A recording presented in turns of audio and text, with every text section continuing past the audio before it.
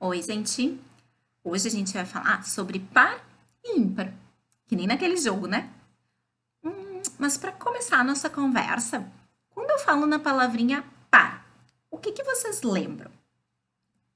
A gente pode lembrar, por exemplo, de um par de meias, ou quem sabe, de um par que dança na festa junina.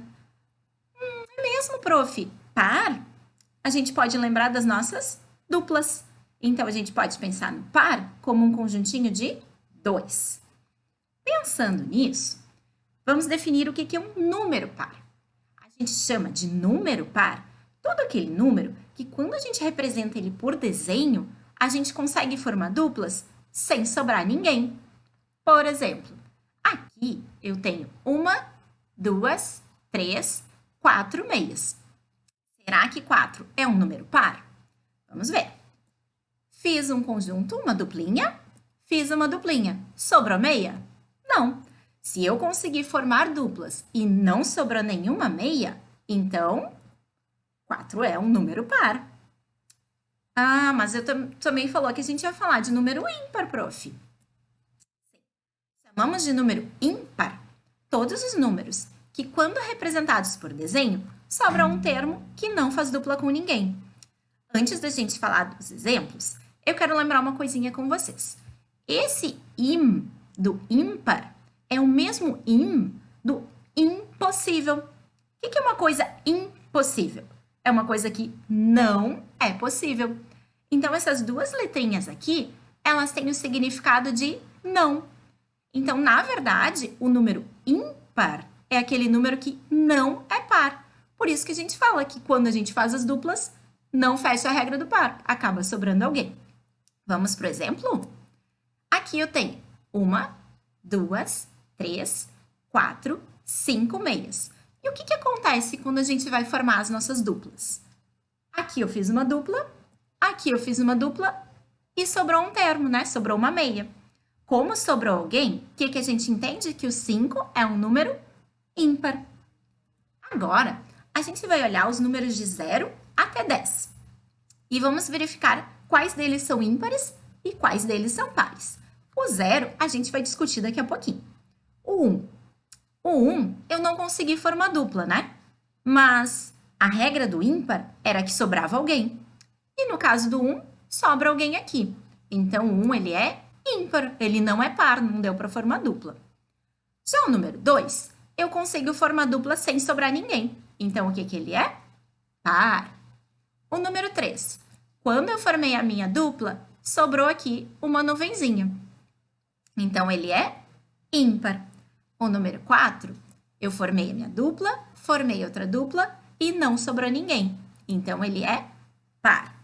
Já o número 5, eu formo a minha dupla, formei outra dupla e sobrou alguém. E se sobra alguém, o número é ímpar. Número 6, formei minha dupla, formei minha dupla, formei minha dupla e não sobrou ninguém. Então, ele é par. O número 7, eu formei dupla, formei dupla, formei dupla e sobrou gente aqui, ó. Então, ele não pode ser par. E aquele número que não é par é ímpar. Número 8, formei dupla, formei dupla, formei dupla, formei dupla e não sobrou ninguém. Então, ele é par.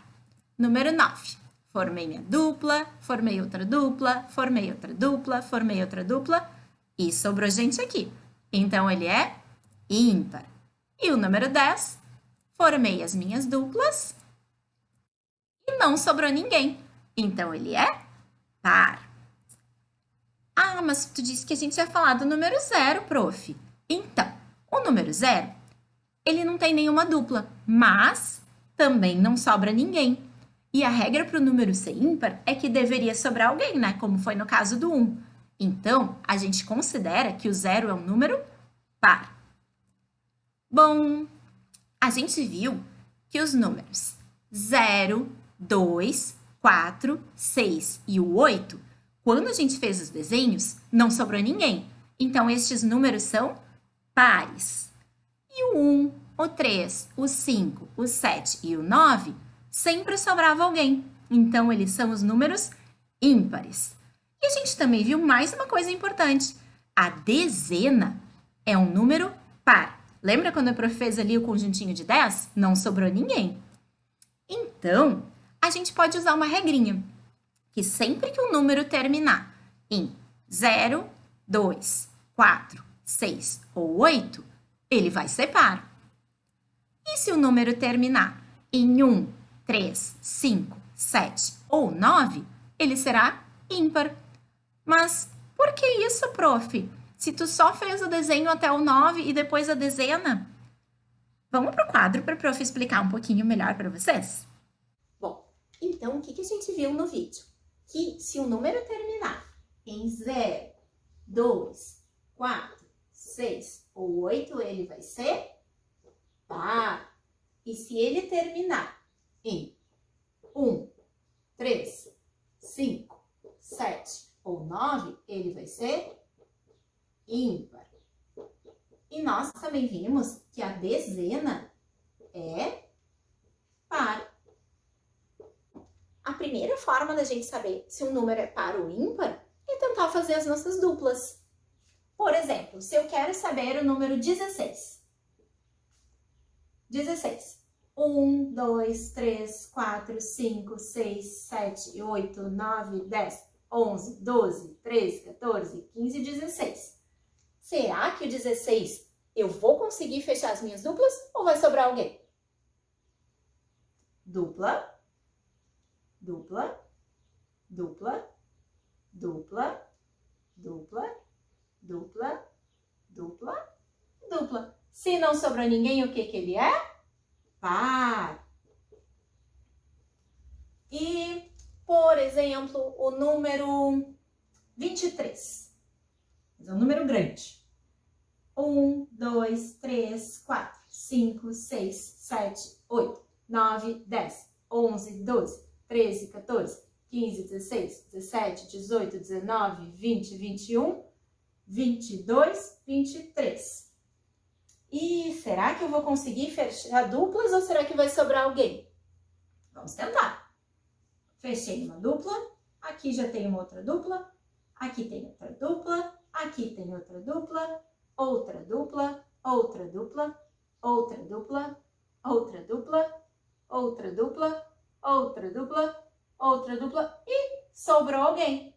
Se sobrou alguém, o que o 23 é? Ímpar.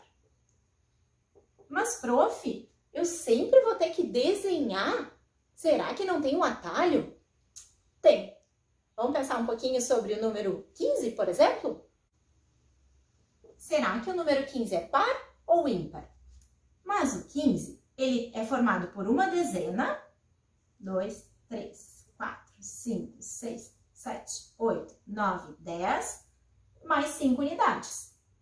1, 2, 3, 4, 5. 1, 2, 3, 4, 5, 6, 7, 8, 9, 10, mais 11, 12, 13, 14, 15. Só que a gente já viu que a dezena sempre vai dar para fazer as duplinhas sem sobrar ninguém.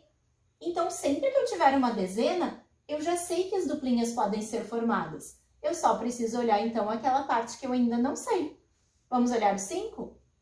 Fiz uma duplinha e sobrou alguém. Então, o número 15, ele é ímpar. E o mesmo vai valer para qualquer número que eu quiser. As dezenas, eu sempre sei que já vai fechar as minhas duplas, já é a parte par. Então, eu só preciso olhar para a parte das unidades. Então, sem precisar desenhar os nossos risquinhos, a gente pode pensar, por exemplo, o 26. Dezena é sempre par, vou olhar a unidade. Olhando o 6 eu sei que ele é par. Então, todo o 26 é par. Se eu quisesse saber o 27. 27. As dezenas eu já sei que formam os pares. Vou olhar somente a unidade. Olho na unidade, o 7 a gente já viu que é ímpar. Então, o 27, por acabar em 7, é ímpar. O que o prof está querendo dizer? Que vocês só precisam olhar para o número da unidade. Se o número da unidade for um número que a gente sabe que é par, o número inteiro vai ser par. Se o número da unidade for um número ímpar, o número inteiro é ímpar. Bom, então sobre os pares e os ímpares, era isso que a prof tinha para explicar. Eu espero que vocês tenham gostado. E agora tem atividade para fazer, tá? Um beijo e até o nosso próximo projeto!